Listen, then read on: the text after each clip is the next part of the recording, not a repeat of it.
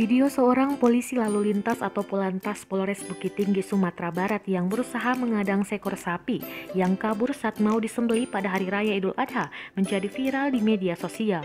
Polisi yang berseragam lengkap itu terlihat mengadang lari sapi di Jalan Raya Bukit Tinggi, namun kemudian terpaksa harus menghindar karena sapi tersebut terus berlari.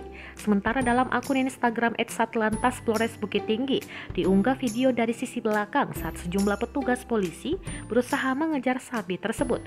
Kepala Subbagian Hubungan Masyarakat Polres Bukit Tinggi, AKP R. Sitinjak, menyebutkan peristiwa tersebut terjadi pada Selasa, 20 Juli 2021 saat sapi tersebut hendak disembelih. Sejumlah petugas berusaha mengejar sapi itu ke jalan raya hingga beberapa meter. Menurut Sitinjak, sejumlah petugas berusaha mengejar sapi itu dari belakang, sementara seorang Polantas bernama Brigadir Guntur yang saat bertugas melihat kejadian itu berusaha menghadangnya. Namun Guntur terpaksa harus menghindar karena sapi tersebut terus berlari. Menurut Sitinjak, tidak ada korban dalam peristiwa itu karena tidak berapa lama akhirnya berhasil ditangkap kembali.